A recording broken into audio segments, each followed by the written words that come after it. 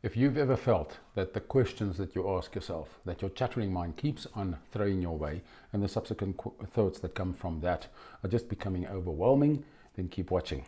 I'll share that I'm there, and I'll share some pointers for you to get away from that and to deal with that effectively. Hi everyone, my name is Jacques Snyman, and as you know by now, I make videos for you stuck in a 9-to-5 who wants to escape that and create a more secure future for you and your family.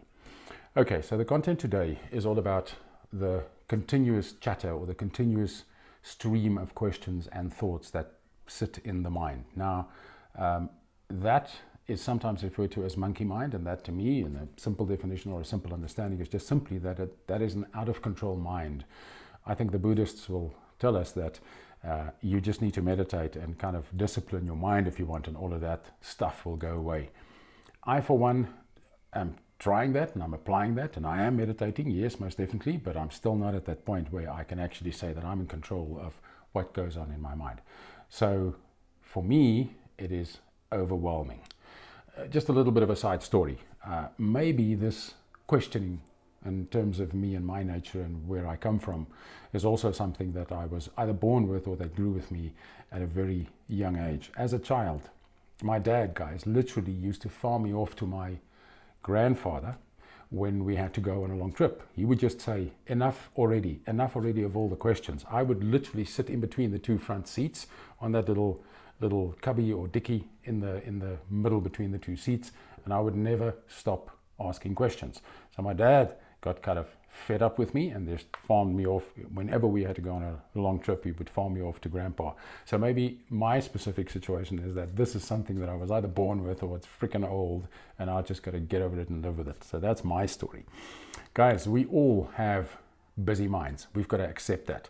The theory and the research says that we have between 50 and 70,000 uniquely identifiable thoughts every single day. Now, here comes another question. Again, feeding my mind. How in the hell did they actually measure that, right?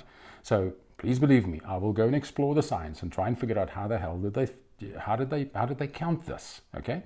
Do they put a helmet on your head and let you run around for a 24-hour cycle and see what happens and measure stuff? Or how in the world did they come to the number of between 50 and 70,000 thoughts? The other thing that the science states is that 90 to 95% plus of those thoughts are not unique. They are not new. They are old. They are yesterday's thoughts. And that's a real scary bit.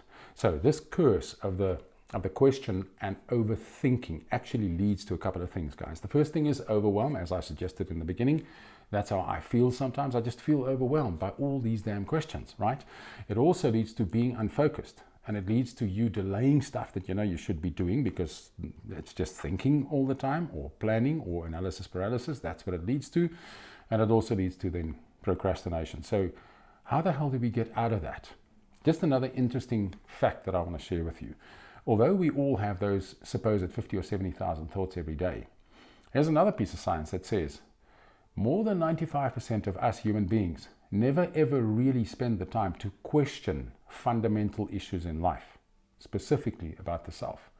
And that, my friend, is a very scary thought. That just to me in practice means that 95% plus of people running around out there never ever, for example, question their own values, beliefs, and behaviors. And that, as I say, to me, is a scary thought. So what's the solution to this monkey mind, this continuous chatter? How do you address this? First of all, accept that your brain is a thought-generating machine. That's the way it is. Your brain or your mind is always going to be thinking, right?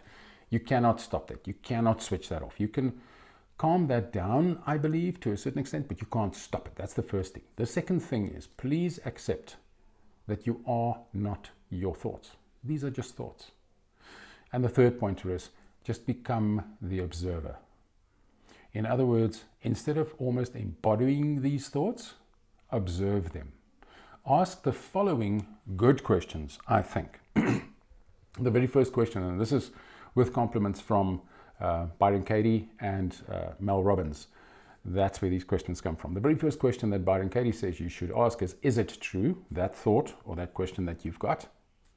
Second question is it absolutely true? Do you have absolute proof that it is true or it will be true in the future? Okay.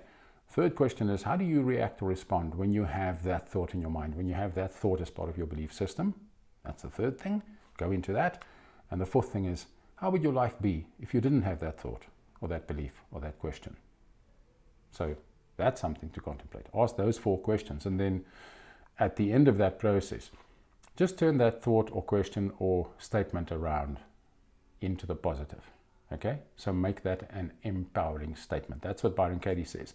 There's one other question I want to leave with you, and that's a question that Mel Robbins suggests you ask once you in that slump or in that deep dark hole where your questions are just getting you into a negative spiral. And the question is very simple. What if it all works out? What if it all works out? And that's a very simple, easy way to just simply pull your mind back into a different space of thinking and questioning. So I guess the bottom line is, guys, if you want a better quality of life, ask better damn questions, right?